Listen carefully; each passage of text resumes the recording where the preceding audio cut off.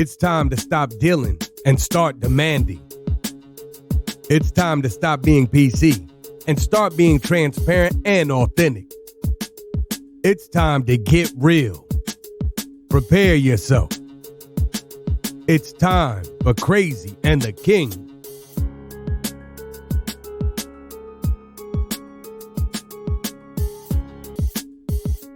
Welcome to Crazy and the King. How are you, Torin? I'm actually at 1,000%, feel extremely good, pushing through the month of August. As they say, summer is almost coming to an end. But Julie, I got to tell you, it has been a rewarding 2019, for real. Last week was tough. I wasn't feeling well, and the subject matter for you and I, the exchange was organic. It was very real, but it was tough. This week, a better note, a more upbeat note. And I want to say thanks to Chad and Cheese from the Chad and Cheese podcast, who not just for referring their listeners over to listen to our commentary on tropes of racism and ableism on our last podcast around mass shootings, but also for recognizing that sometimes they need to sit back and listen, and that they need to hear the voice of others who are impacted in very different ways than they are. So huge name drop to them for this week for really growing and listening and being awesome allies whenever they can. I believe the website for them is chadcheese.com. Is that correct, Julie? Yep, that's right. But I want to just kind of amplify, what Julie said. We really do appreciate Chad Sowash and Joel Cheeseman for giving up their platform. They have a long running podcast. The moniker is HR's Most Dangerous Podcast. And it wasn't, it was an easy decision for them to decide that they wanted to kind of sit back and allow Julie and I to have an organic conversation around some of the events of the last couple of weeks. So I personally just want to say a tremendous and real sincere thank you to both of those kings. Absolutely. So on this week, we have a much lighter note. We have a special guest, and I think, Torin, you get to do the honors. Honors they are. So intermittent installation, we are continuing, Julie and I are continuing our pursuit of adding well-accomplished voices to our library. And really for all of you, when you go to, Podbean or any place else where you can get the podcast, you can find us at crazyandtheking.com. But we decided a couple of months ago that every other week we would add an accomplished voice. And today's guest really has a quote that she pulls from. And that quote is, "It's better to be specific and wrong than broad and right." And so who we'll talk to Elena Valentine, co-founder of Skill Scout, based in the Chicago land area. I think they started the organization back in 2014. You can find them online at skillscout.com. Before we get off, I'll make sure that Elena shares her Twitter handle. And I want to ask Elena about women of craft. So with that, welcome to the show, Elena. How are you? I am doing fabulous. Thank you so much for having me. Yeah, so let's do this thing with the women of craft, because I know we're going to talk heavily about Skill Scout. So, is women of craft, is that a real deal? Is that still live? Talk about that a little bit. It is. So there's really kind of two pursuits. Certainly one is Women of Craft.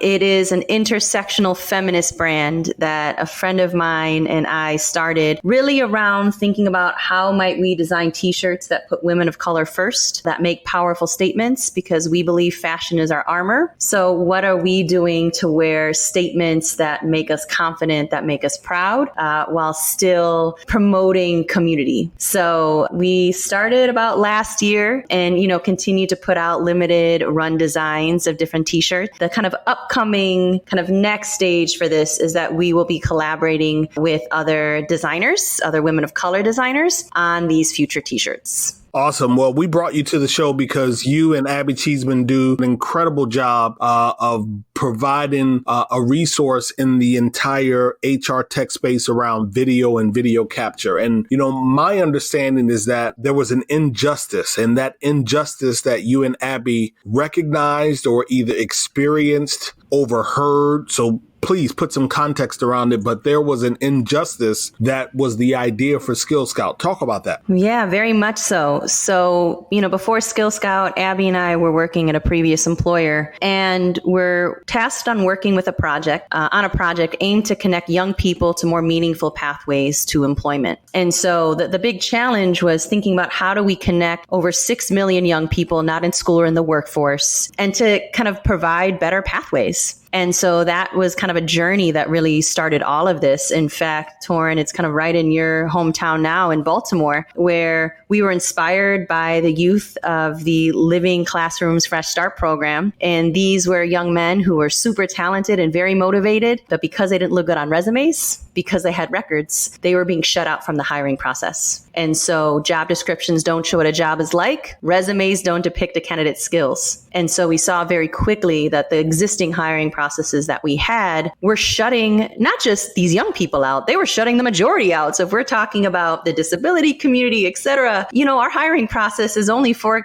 a select population. And so when we took a step back, we saw this, and in part, what we saw was happening was that at least for these young people, they just lacked access and exposure to jobs. And you cannot be what you cannot see. And so we saw that there was a power in video. We saw that there was a power in storytelling, in really being able to bring jobs to life in a way that just got young people excited about the world of work. For the first time, they could see it, they could ask questions, they were engaged, and it was giving them this opportunity to self-screen in or self-screen out. And so for us, that was really when we put the stake in the ground, even for the precursor of Skill Scout, that what we wanted to do was to make hiring more human, and in particular to use video and storytelling to give candidates that ability to expose themselves and get excited about the world of work, because we know that the workplace can be super exciting, but our hiring process are not. And that's really initially what we were trying to tackle. So let me ask you, how does that fit into the employer where you were? Did you take the concept of video and giving young people a different way of presenting themselves? Did you take that to the then employer and were turned down?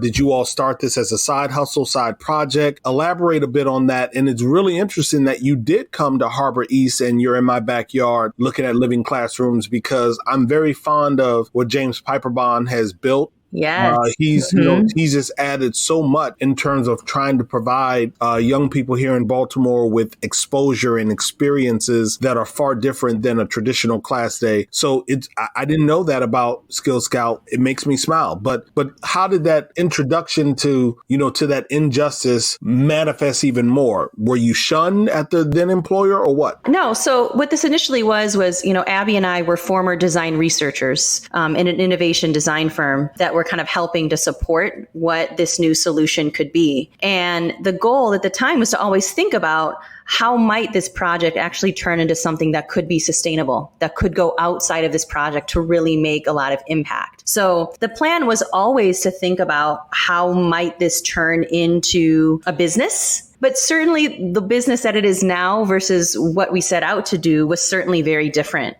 So Skill Scout initially was very much focused on youth, focused on workforce development, focused on a very specific set of youth with barriers. And so there was a lot of learnings that we kind of had throughout all of this. We had a platform that, in the same way that we were helping companies showcase jobs, we were also leveraging hands-on applications and assessments so that these candidates could showcase their skills outside of just a resume. So, Skill Scout over the years, we've definitely, pivoted, we have failed forward. And it wasn't until about probably 3 years ago that what we really started to see was that, we're a team of passionate storytellers, of filmmakers, and that there really is a need to be able to create and work with the world of HR to tell more authentic human stories of the workplace. And given where we had come from, given the fact that we had worked with the populations that we had worked with, we knew that the way that we had to treat video, the way that we had to set up our interviews had to be very different. So there's a reason why even now at Skill Scout,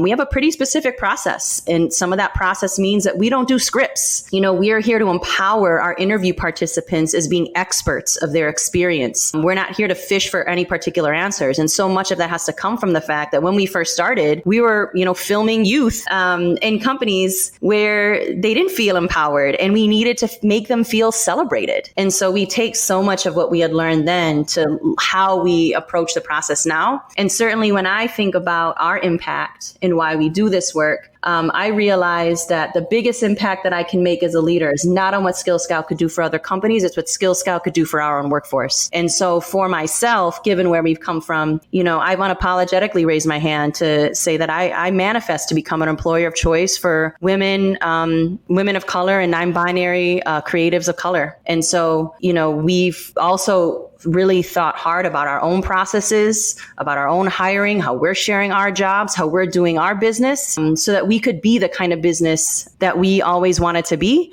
and certainly be a model, I think, for other companies. I think certainly when we do this work, and I'll end there, but it's super passionate for me, is, if we are here to help other companies attract and retain diverse talent, then we needed to have figured that ourselves. Julie, she said something. Actually, Elena said several somethings, and one of them that stood out for me, it's all good. One of them that stood out, Julie, is how they originally started with the focus on young people. And for those of the listeners out there who don't know my history, if you were to Google Method 1518, you'd see just an incessant amount of attention that I gave to young people back in the early 2000s, and some of the ambitious ideas and goals that I had for them, particularly those that were under-resourced and underserviced. And so, Julie, I think it's interesting that Elena and Abby are working with Skill Scout, that they have pivoted from focusing on that population to being an employer of choice for women of color, for telling stories. And the piece that really, really jumped out for me is, as I thought about young people trying to stand in front of a camera, we're talking young people that have been told that they were worth nothing. Young people that are often told that they are going to be thugs, or that are shuffled into positions that are mediocre or uninspiring. They are supported by folks in their community, perhaps even their school, maybe even worse, their family, that are not undergirding them with that positive reinforcement. I think about young people like that standing in front of a camera, vying for an opportunity, and what that video meant, or how that video was received, Julie. So anyway, I want to bring you into the conversation, because certainly I don't want to manipulate it, but Elena is like all in my sandbox, and it's an area that is really, really, really, like, I'm really, really passionate about making sure that we raise kings and queens. And I'm curious too, Elena, how your story is similar in ways to my story, as I started working on a federal grant that helped to focus on overcoming barriers to employment for people with disabilities. And I really became a part of sort of the thought leadership piece there. And then I really recognized in the work that I do now how being a person with a disability has shaped the work that I do every day. And it's shaped the way that I talk about the story that we build at Disability Solutions. And so I don't know if you mind, how has being a woman of color shaped the journey that Skill Scout has taken to becoming the organization, not that you just want to model, but how your products have evolved, how your services have evolved, and how you go about engaging with clients to help grow your brand and your story? Yeah. So first I want to own, yes, I identify as a woman of color. I'm also a woman of color of privilege. And so I say that. What does that mean? What does that mean? What does that mean? What does that? What that means is that, look, I come from two very educated parents where there were opportunities that I had. And so I know, when I come into spaces, that there are sometimes spaces where I can contribute, and sometimes spaces where I need to sit back and foster space. And so coming from, again, where we've come from in the business that we wanted to create, yes, it's always been very apparent for us that, and this is kind of another quote that I will always live by, from a woman here named Catherine Darnstadt, if you want to change the story, you have to change the storyteller. And so when I think about things like, I don't just think about who's in front of the camera, right? Who are the people that we might be interviewing at these companies? It's also thinking about who's behind the camera as well, and who's helping to tell those stories. And as a result of that, that's when it became very clear that we also needed to think hard and invest our own time in how we were going to build a team that could model what diversity and inclusion looks like, not just for the world of HR, but as a production company and as a small business. I vehemently believe that small businesses can really move the needle when it comes to D&I, certainly because we're more malleable to be able to do so. And so we really took up that flag to do it. And there's, I could certainly go into detail here or future of how we've done that, because there's a whole other ways to, we show our jobs on video. We have people do work samples. We don't look at resumes, right? So, we had an intern, this summer, just finished sophomore year, probably didn't have a lot, but we were giving him opportunity to show what he could actually do. And that's something that we really not just preach, but we practice. We all appreciated that practice. Julie, you know who that is, don't you? Yeah. Inside joke for all of you out there listening. That's just between the three of us. And if you don't know why we are smiling, then that means you need to go back and listen to one of the previous episodes. Maybe several of them. Keep going.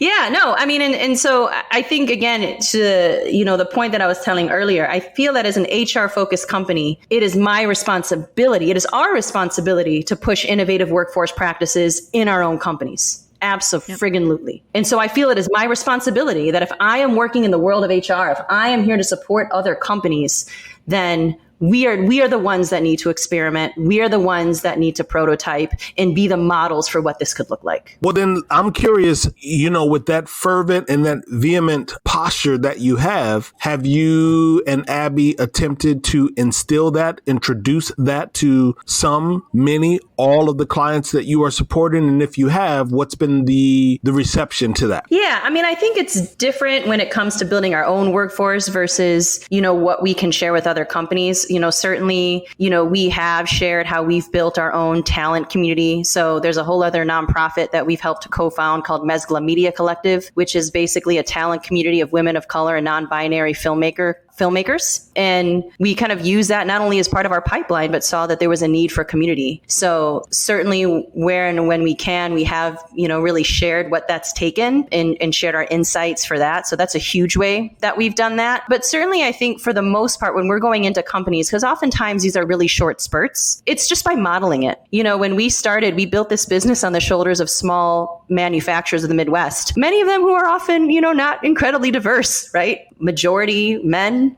white men, older men. So certainly the double takes of, several women coming in there to film them was an interesting experience. But it was one that I took in and one that I both accepted and embraced, that they should have a workforce that looks just like ours. And so that's the way that I would say for the most part, we really promote that. Share with the listeners, what is Skill Scout? How do you all show up in the marketplace? And then I'll let Julie jump in. Yes. So at Skill Scout, our main mission is to make workplace communications more human. And in particular, it's thinking about how might we leverage video and storytelling to help HR leaders tell their stories on video as a way to attract, engage, and hire talent. So you think everything from job description video to company culture to training to leadership highlights, employee highlights. It's helping them kind of tell these stories using video as a main medium. And there's certainly a couple of different ways that we have supported clients. So we're a full-scale media production company, but one that's really exciting and something that we've seen work, especially when it comes to D&I initiatives, is with kind of our DIY video offering, where it's, empowering employees, empowering HR leaders to take this video storytelling into their own hands and using their smartphones to be able to tell these stories more often. And so we have a kind of a whole offering around that just kind of allows them to tell the story in their own words with their own tools. So here's my big thing with D&I. I love what you do. I think what we do is so aligned with Skill Scout, and telling the story is so critical in kind of growing a D&I culture and growing people who want to come and work at your organization and to be a part of that. But right now, video is a really sexy thing in our world. It's really important and it's really taken off. How do you work with clients, or how do you say no potentially to organizations who are not aligned with who you are and are really looking at how can I use this video, not really to be part of a measurable D&I strategy, but to kind of get some good PR out of it. And that's really my end goal. Yeah, no, that's a really great question. So one thing that the video planning process uncovers is what also just kind of sucks about the company, right? We've actually had a couple of shoots that have canceled because the video planning process brought up some pretty heavy morale issues, and the company had to stop and say, you know what, we need to postpone this so that we can do some heavy change management here. So we've actually seen that happen definitely more than twice, for sure. We're going through this helps that. Video is not going to kind of change the organization. You have to be at a point in your company when it comes to video that you are proud to share that story. And sometimes that story can be sunshine and rainbows, but other times it can be about leaning into the suck. And in fact, James Ellis, who is on your previous podcast, talks about that, not all of these cultures are for everybody. And sometimes it's just about leaning into what that culture is and who it's for and who it's not for. That could just kind of potentially be the path forward for some companies. And so we've seen that more and more of companies who I think are leaning into their challenges, who recognize that, because candidates can smell a very fake, glossy video from a mile away. So that's one thing too, Julie, is that I think we have a much savvier generation coming up who are going to look at these videos immediately and say, okay, that's cute and all, but what are they really not telling us? So in many ways, we're not the ones who necessarily have to stop the video, as it is, if this is going to come off as inauthentic, candidates and employees are going to tell right away, and it's just not going to be successful. Yeah. Just thinking about that, and thank you for that transparency, because everything is not always glitter and gold. And so do you and the team ever capture those sour moments, those moments that suck, and in some way use them in a polished, presentation, giving it back to leadership, giving it back to maybe the CHRO, giving it to the sourcing and or the recruiting team? Do you all capture, cut it up, make it presentable and say, listen, this in some ways is like an exit interview for that person who's leaving the organization. Here's some things that you all need to work on. I'm curious, have you all ever used it that way? We actually have. So we actually worked with a company who leveraged video for exit interviews, and in particular to get really candid feedback from recently departed employees around why they left. And they used that video to share at an internal managers meeting. Yeah. And it was tough. So what we're finding is, right, so there's kind of multiple paths that you can leverage video. The most traditional and popular path that we all know about is, okay, we want to share this with the public and it's going to look awesome. And this is about showing how amazing our company is. But actually what we find to be the most powerful is actually if you can bring that more to the beginning, upstream, around discovery, around research, around using that as a tool for be it employees, et cetera, to kind of share their kind of most inner feelings. We have found that to be incredibly powerful. And so basically what happened is... But that speaks to the beginning. Yes, it absolutely speaks to the beginning. So, you and Abby in the beginning. Yes. So it's a lot of, so what we call it now, it's a lot about the story discovery. So for example, Torin, like in the work that you do when you're, consulting with companies, you might work with us to kind of help capture little bits of video of people, maybe sharing something that isn't necessarily so glamorous and leveraging that in a way to be able to share in their own words what's actually happening versus Torin sharing, okay, so here's what the data looks like. And that takes a lot of trust. I would say many employees are very afraid to share their most honest truths in that way. But certainly if you can kind of create the environment where this is kind of in the spirit of research and in making our company better and, leveraging someone like yourself, Torin, who's kind of fostering, that kind of environment, environment, it really does help to, I think, bring leadership around to say, this is not Torin just saying it or our manager saying it. Like, several of our employees across several departments, across several ranks are saying the same thing. And so that's how we've actually seen video being used very powerfully internally. Oh, Julie, she just hit like a beautiful, beautiful suggestion. Like, I'm really smiling because I could absolutely see that manifesting. Okay, so I absolutely love that, because some of the most powerful conversations that we've had and I've had with senior leaders are when I'm taking direct quotes from interviews for discovery that we've done when we're developing a disability and inclusion strategy. And we're having those conversations, and it does one of two things, right? It either reinforces what leaders already know and need support and buy-in on to be able to push up that change needs to happen, or it just completely breaks that bubble that they've been in their culture, and they get to see and acknowledge for the first time what is the actuality versus the kind of Kool-Aid that they sell themselves and their staffs every day. And so just to think about it on video, like it would just such a multiplier effect to see former employees or current employees talking about the things in the culture that have to change and are creating barriers, not just to employment for other people or to bring in the right talent, but to really barriers to employment or barriers to success in that company. And I think that's just so huge. Yeah. I mean, and that's really how Abby and I got started. I mean, so we're ethnographic researchers. So much of this was part of the story discovery piece, and that's how we were initially leveraging video. None of this initially was ever about being public. Yeah. So, Elena, listen, before we wrap up, I do have two quick questions that I do want to ask. And one of them pertains to the disability aspect of the inclusion spectrum. And so accessibility is absolutely important. And how are you, Abby, and the team over at Skill Scout making sure that companies are including people with disabilities, or that people with disabilities are properly displayed, portrayed, if you will, can access the equipment? Talk to us a little bit about including that aspect of the D&I spectrum. And let me ask one question before that. Are companies asking you for that yet? Are they asking you from a D&I perspective, are they asking you to be inclusive of disability? And then all of the questions that Torin asked. Yes.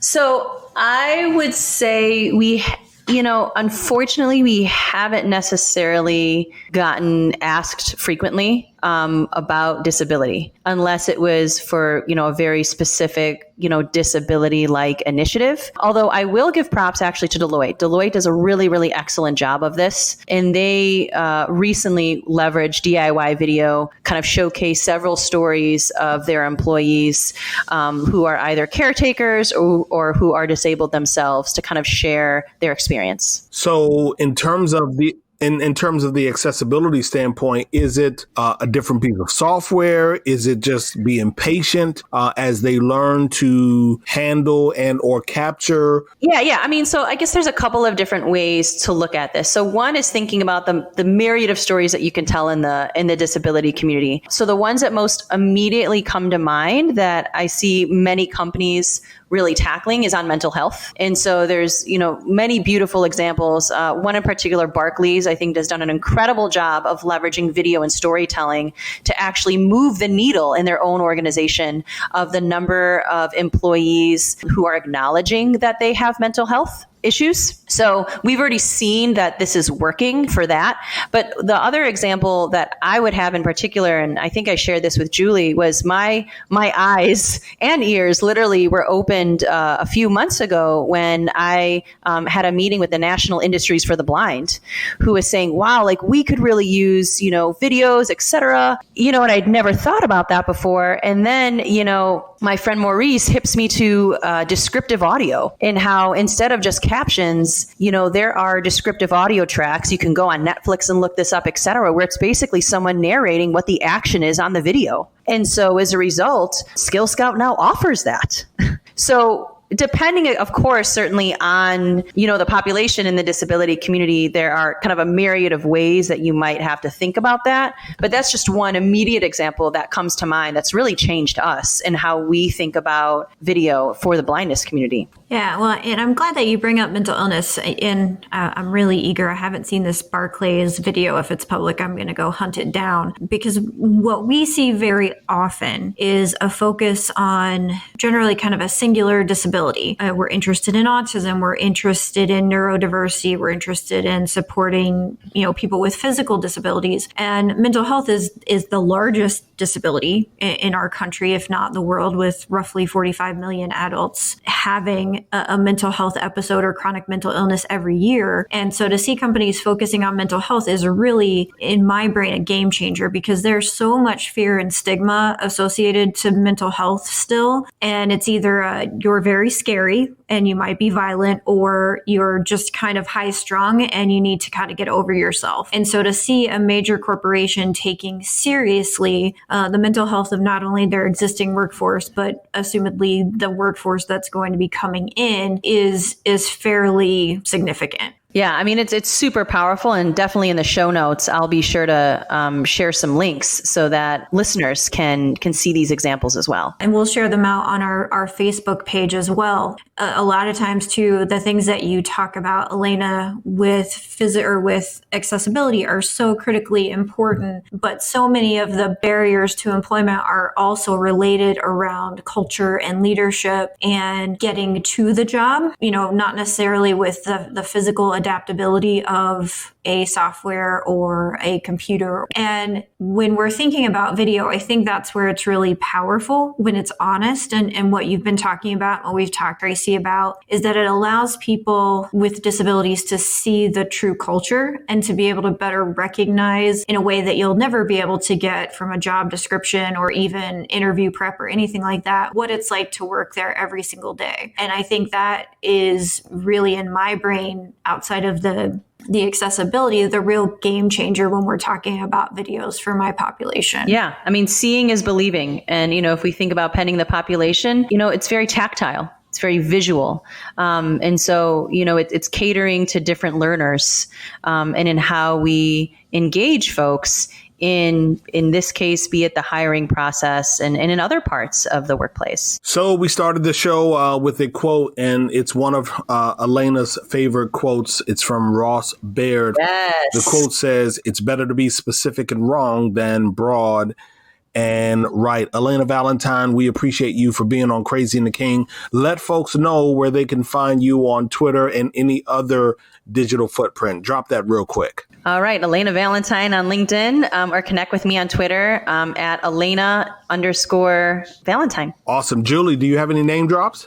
Just one. So in 2 weeks, we will have Lynn Bailey from Intel here talking to us about recruitment marketing and the wonderful Infinity Loop and how they're attracting talent with real stories and real brand across the talent acquisition process. Yeah. So, and for me, you can put the hashtag TSC19 on your calendar. September 10th and 11th, I'm going to be in Boston dropping dinosaurs, lions, and diversity. And this particular talent success conference is being brought to you by Clear Company.